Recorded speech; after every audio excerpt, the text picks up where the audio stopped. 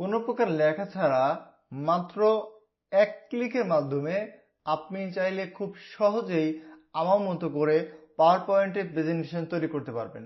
খেয়াল করে দেখেন, আমরা মাত্র একটা ক্লিকের মাধ্যমে 12টা স্লাইড তৈরি হয়ে গেল। এখন এইটা আমরা কিভাবে তৈরি করব বা কিভাবে তৈরি করলাম সেটা আজকে দেখাবো ইনশাল্লাহ। কথা না বাড়িয়ে চলুন শুরু করা যাক। আসসালামু আলাইকুম, আমি শরীফুল ইসলাম, স্টার্ট উইথ শরীফুলের পক্ষ থেকে স্বাগতম।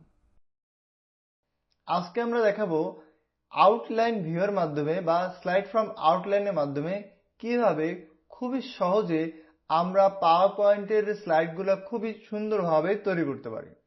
তাহলে প্রথমে আমাদের যে কাজটা করতে হবে সেটা, তার জন্য আমাদের এমএস ওয়ার্ডের যে ফাইলটা আছে সেটা রেডি করতে হবে।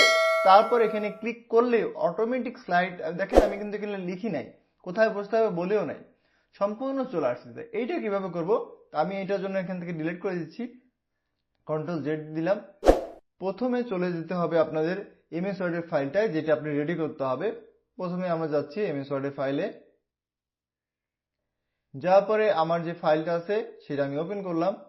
খেয়াল করে দেখেন আমার লেখা এখানে অনেকগুলো পেজের একটা ফরম্যাট তৈরি করা আছে। এখন এটা আমাদের রেডি করতে হবে যে কিভাবে আমরা আউটলাইন ভিউয়ের মাধ্যমে এটা তৈরি করেছি। আউটলাইনে গেলাম, দেখেন এখানে বেশ কিছু অপশন আছে। তার ভিতরে আমাদের প্রথমে খেয়াল করতে হবে আমার এইটার হেডিংটা কোনটা। এই হেডিং গুলাই হবে হচ্ছে আমাদের প্রত্যেকটা আলাদা আলাদা স্লাইড। যে আমার এখানে খেয়াল করে দেখেন মোট 12টা পয়েন্ট আছে। এই 12টা পয়েন্টের জন্য 12টা স্লাইড তৈরি করবে।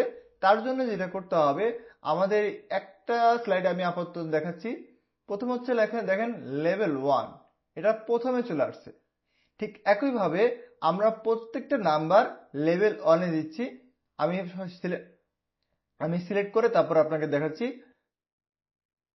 শিফট ধরে আপনি সিলেক্ট করবেন, ডান।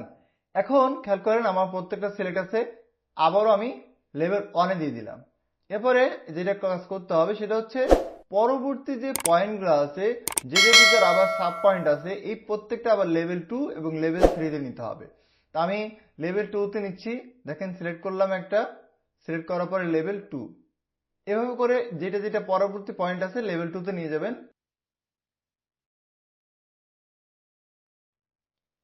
ওকে, আমাদের সিলেকশন করা কমপ্লিট। এবার আসবে হচ্ছে সেকেন্ড লেয়ার, যেটা হচ্ছে লেভেল 2। লেভেল 2 হয়ে গেলে এটা পরবর্তীতে আবার করার জন্য আবার পরবর্তী শেষ অংশটুকু লেভেল 3 দিতে হবে। সিলেক্ট করলাম, দেন লেভেল 3 দিয়ে দিলাম। এভাবে করে পরে যে পয়েন্টগুলো আছে আমরা এভাবে করে দিয়ে দিব।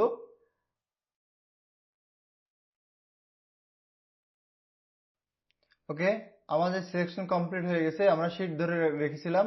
এরপর আমরা দিয়ে দিচ্ছি লেভেল 3। খেয়াল করে দেখেন আমার লেভেল 1, 2, 3। লেভেল 1 হচ্ছে আমাদের স্লাইড নাম্বার, পরবর্তী হেডিং হচ্ছে আমার এটা লেভেল 2, আর আমাদের ডিসক্রিপশন বা পরবর্তী পয়েন্ট হচ্ছে লেভেল 3। এবার এটাকে আমরা সেভ করব। আমার ফাইলটার নাম হচ্ছে for tutorial presentation, control S দিলাম। আউটলাইন ভিউটা ক্লোজ করে আমি ফাইলটা ক্লোজ করে দিচ্ছি। এরপরে আমরা চলে যাব হচ্ছে আমার এই অংশে। এখন একদম ইজিলি আমার নিউ স্লাইডে যাব, যাওয়ার পরে slide from outline for tutorial presentation, insert. দেখেন, বুম, দেখেন খুবই চমৎকার ভাবে আমার এখানে কিন্তু প্রেজেন্টেশন চলে আসছে। এভাবে এখন চাইলে আপনি এটাকে কালার কারেকশন করতে পারেন বা অন্য যে কোনো কাজ করতে পারেন। আশা করি এইটা খুবই খুবই গুরুত্বপূর্ণ একটা টুলস আপনারা দেখলেন। আশা করি এই টুলটার মাধ্যমে আপনি খুবই সহজে আপনার এমএস ওয়ার্ডে থাকা লেখাটাকে কপি পেস্ট করা ছাড়া ডিরেক্টলি আপনার পাওয়ার পয়েন্টের প্রেজেন্টেশন হিসেবে ইউজ করতে পারবেন। ভিডিওটি যদি ভালো লেগে থাকে অবশ্যই লাইক করবেন, আর এটা যদি আপনি প্রথম জেনে থাকেন অবশ্যই কমেন্ট করে জানাবেন, আর এই ভিডিওটা কেমন হলো সেটাও কমেন্ট করে জানাবেন। আর আমার চ্যানেলে যদি নতুন হয়ে থাকেন অবশ্যই সাবস্ক্রাইব করবেন। খোদা হাফেজ।